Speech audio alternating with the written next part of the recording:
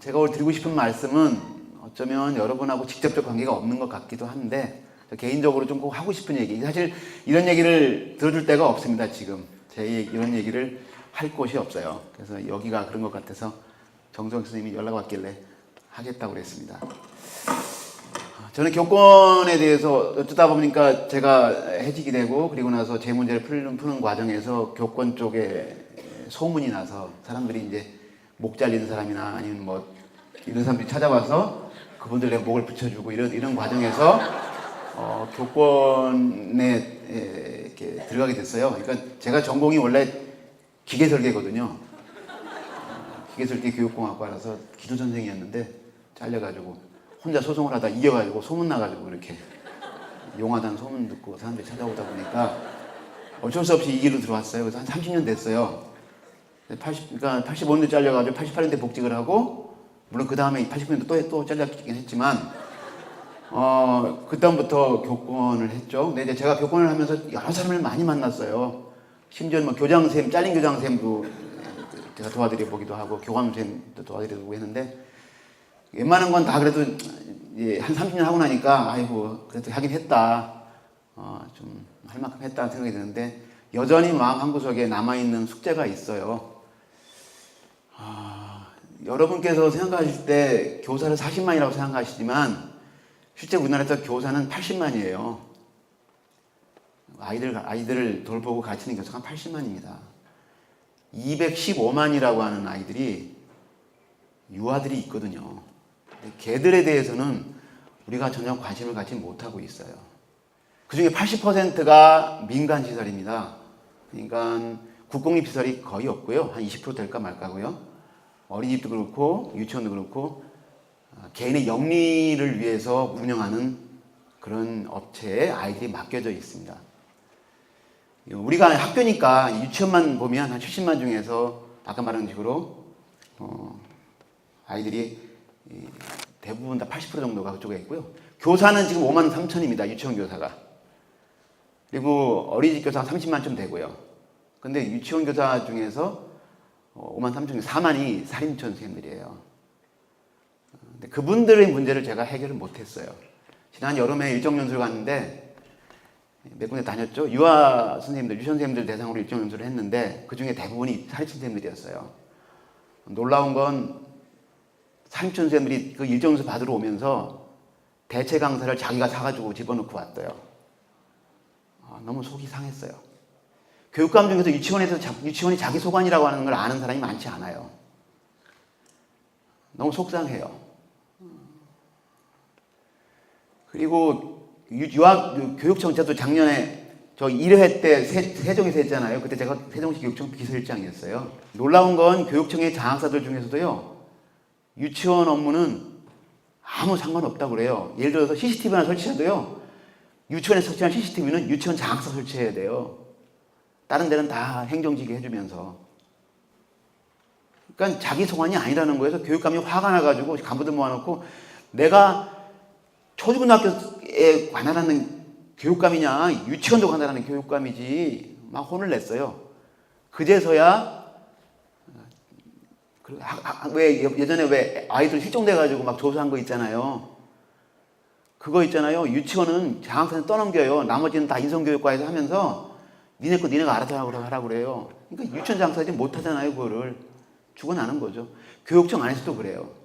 그러니 오죽하겠어요? 제가 이 말씀 드리는 건 뭐냐면 지금 여러분 고등학교 선생님들 아시지만 학력 향상이라고 해서 한다고 매년 5천만 원씩 막 내려보내잖아요. 대학 입시 하라고. 소용없는 얘기예요. 이미 교육격차는요.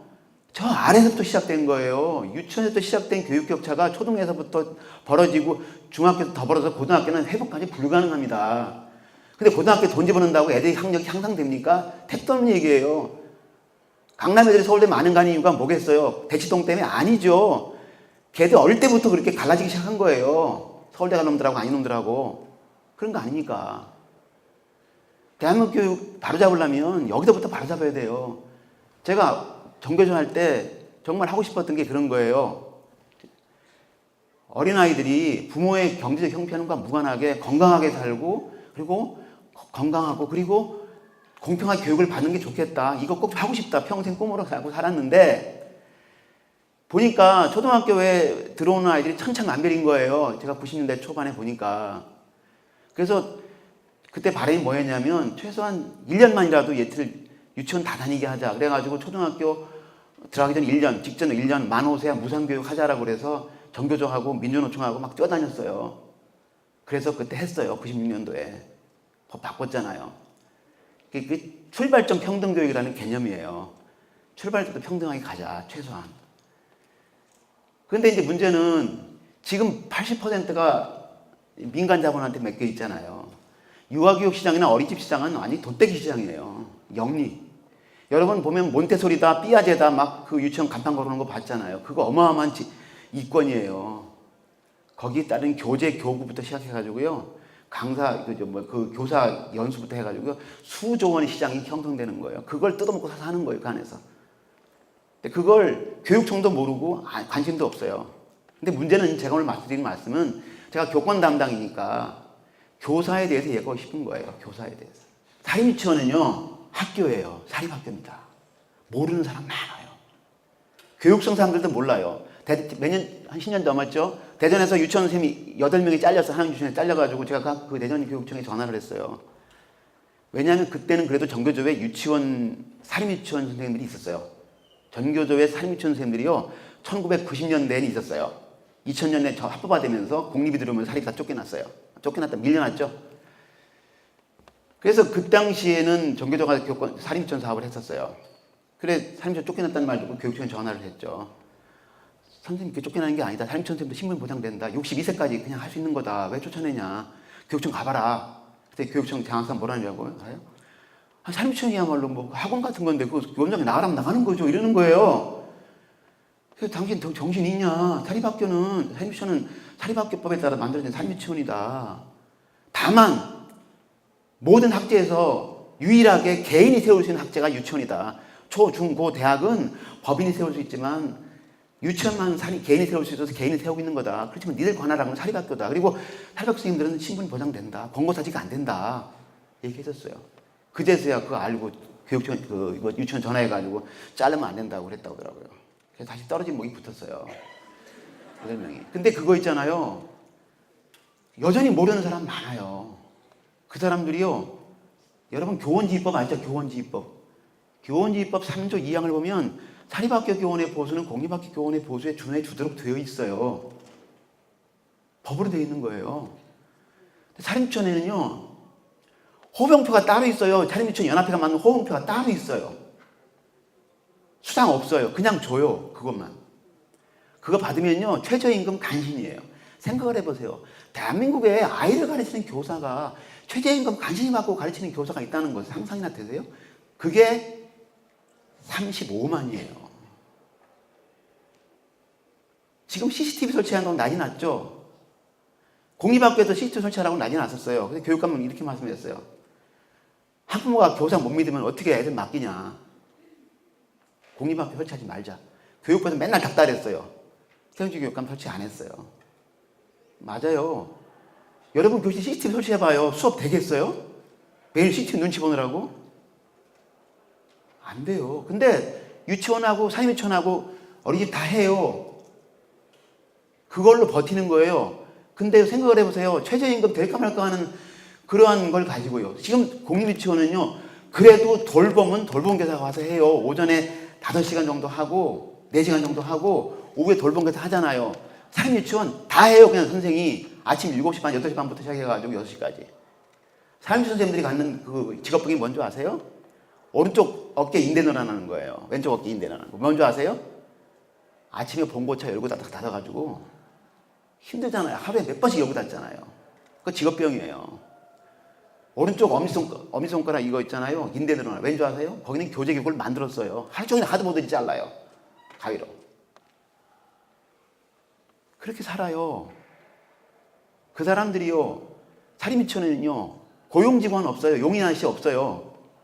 사립유치원에 수영장 있는 유치원 많습니다. 그 청소 누가 하는 줄 아세요? 선생님들이 다 해요. 이 재롱잔치? 지긋지긋한 게 재롱잔치예요. 그거 솔직히 누굴 위해서 하는 거예요? 유치원 CF 찍는 거잖아요. 학부모 대상으로. 내년에도 등록하시라고. 밤 10시까지, 8시까지 애들 늦게까지 연습시키고 준비한다고 밤 10시까지 근무해요. 한 달 이상. 시간 보상 없어요. 안 줘요. 그리고 나서 끝나고 나서 목욕하라고 10만 원 줘요. 고생했다 그동안에. 병가? 없어요. 출산휴가는 말할 것도 없어요. 결혼하면 다 퇴직해야 돼요. 간혹 출산하고 나서 퇴직 안 시키는 유치원 어떻게 하는 줄 아세요? 강사비 자기가 돼서 자기가 강사 놓고 나가요. 그래서 2달 쉬고 와요. 그거 있잖아요. 여러분 초등학교 때, 여러분 초등학교, 중고등학교 여선생님들이 출산휴가 가면서 강사 자기 돈 쓰고 가는 게 1990년대 말까지였어요. 제가 전북에서 정교수 할 때 그러더라고요. 누가 초등학교 선생님들은 저기 중학생들하고 기간제 요중에 안 주면 자기 돈 주고서 저 강사 쓰고 간대. 그래서 내가 저기 정교도 제가 정책기장 할 때거든요. 아직도 그런 게 있어. 그래가지고 조사를 했어요. 98년도인가 그래. 99년도다. 30개 학교가 없더라고요. 초등학교. 그래가지고 제가 그 명단 들고 교육청 갔어요. 국장 만나가지고 내가 이거 들고 언론사 가려다 왔다. 창피해서 왔다. 줬어요. 그랬더니 교육국장 얼굴 하얘져가지고 들고서 뛰더라고요. 학교만 다니면서 교장한테 경호장 주고 그리고 돈 다 돌려주라고 그래요. 다 돌려줬어요.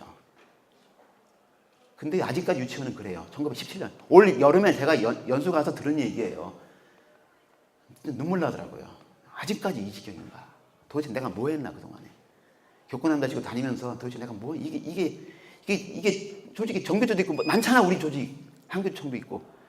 우리 뭐 하고 있나 지금. 내 주변에 애들 가르치는 교사가 자기 출산애 나러 가는데 그거 못 가가지고 자기 돈 써가지고 강사 집어넣고 나오고 일정 연수 그 유치원에 그렇죠. 일정 연수 받으면 네 호모 잃어먹으러 가잖아. 그거예요.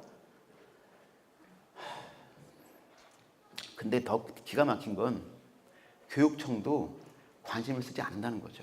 이 문제에 관해서. 교육청 유아교육 담당 장학사들이 특징이 뭐냐면 유아 행정 전공하는 사람이 별로 없어요. 애들 발달 단계에 따라서 뭐 어떻고 이 얘기만 하는 거예요. 그래가지고 사립유치원에 가면 교육청 사립유치원 좋은데 사립유치원 가면 장학지도 한다고 가면 그냥 휘 둘러보고 수고하신다고 나오는 거예요. 도대체 유치원 교사들이 얼마나 받고 있는지 어떤 환경에 살고 있는지 내 요번에 받아본 설문 중에 뭐가 있는 줄 아세요? 유치원 교사는 만능이래. 인테리어도 한대. 유치원 시설 자기가 다 한대요. 펜트칠부터 다. 아까 그랬잖아요. 직원이 없어요. 다 해요. 이게 무슨 교사예요. 참 기가 막힌 노릇입니다. 근데 어린이집은 더 해요. 지금 이게 왜 이게 돈벌이냐면 처음에 제가 95년도에 처음으로 유치원 선생님들 유아교육 문제에 관심을 갖고 접촉할 때부터 96년도에 이제 만호사의 무상교육 문제를 가지고 만들고 할 때 그때는 어린이집에 유아교육과 졸업한 사람들을 썼어요. 근데 이 보육 쪽에 있는 교수들이 자기도 하고 싶은 거야. 그래서 아동학과에다가 보육교사 자격증을 따로 만들어서 주기 시작했어요. 그러더니 지금 어떤 줄 아세요? 평생교육원에서 어린이집 보육교사 자격증을 줘요. 작년까지는 100% 온라인으로 해도 다 됐어요. 그러니까 인터넷 강의 듣고 자격증 받는 거예요. 현장 실습 한답시고 얼마 가고 그 현장 실습 뻔하잖아요. 현장 실습 오면 어린이집 좋죠. 저렴한 노동력 쓰는 거니까. 올해는 하도 말이 많으니까 그래도 몇 과목은 오프라인 한대요. 그래서 교사 자격증을 뿌리고 있는 거예요. 지금 전국적으로. 뿌리면 그래서 그거 돈벌이 되거든요. 전문대학 중에서 유아교육 없는 학교 없고요. 웬만한 대학에 보육 교사 자격증 주는 학교 없는 학교 없어요. 다 있어요. 어마어마한 사람 예비군이 나오죠. 너 아니어도 쓸 사람 많거든요.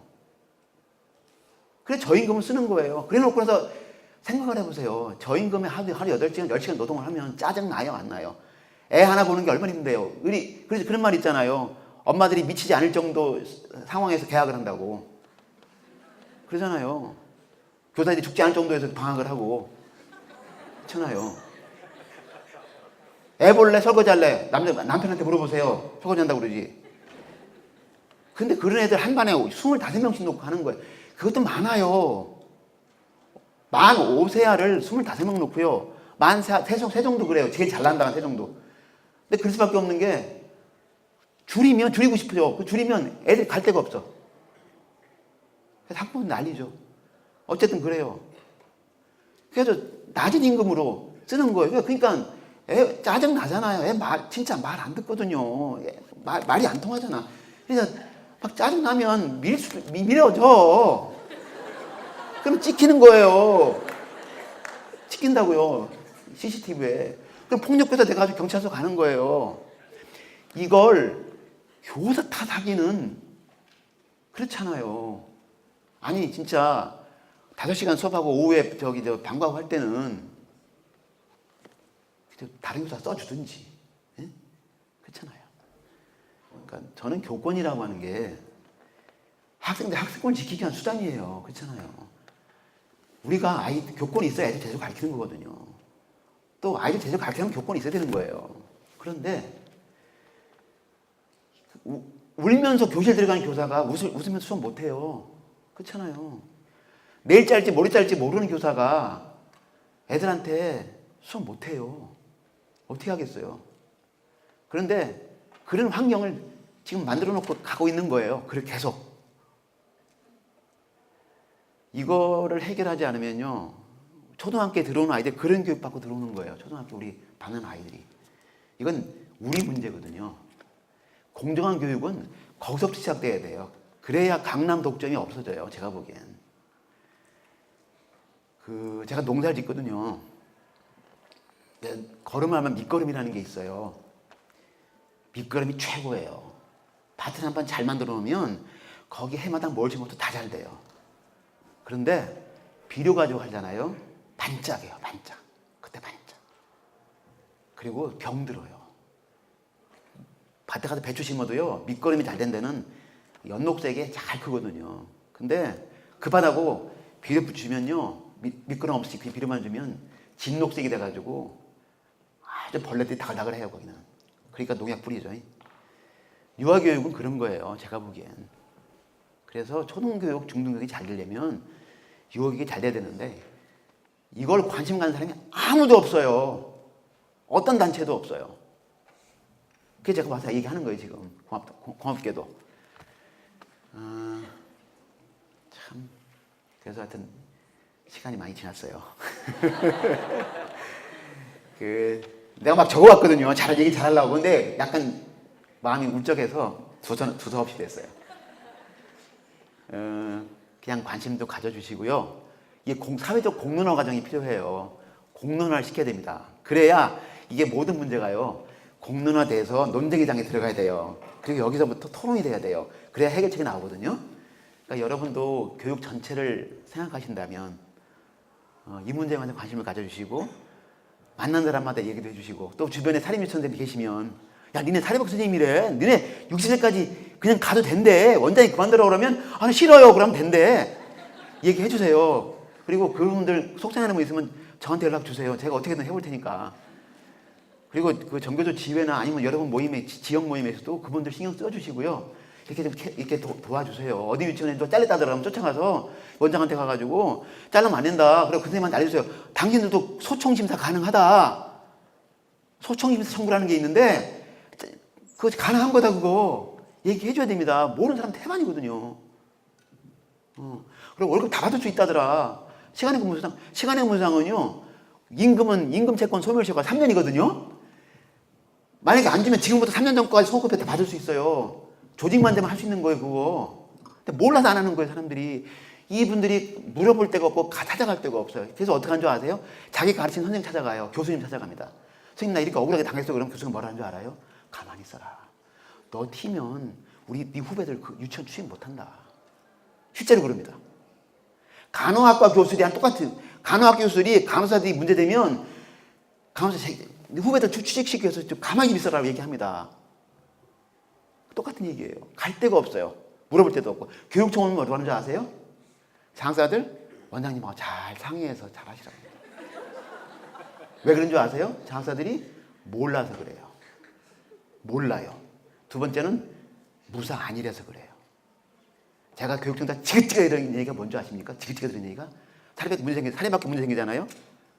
사립은 우리 관할 아니래. 왜 아니기는 교육감이 감독기관인데 해결할 수 있는데 해결 안 해요.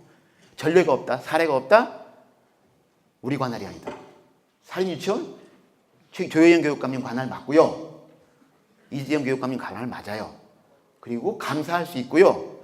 그리고 월급 제대로 주라고 지시할 수 있고요. 법대로 하라고 할 수 있고요. 잘린 사람 못 푸실 수 있어요. 할 수 있다고요. 해야 돼요. 세상에 말이 돼요? 35만이 그렇게 사는데? 그렇죠? 도와주십시오. 마치겠습니다.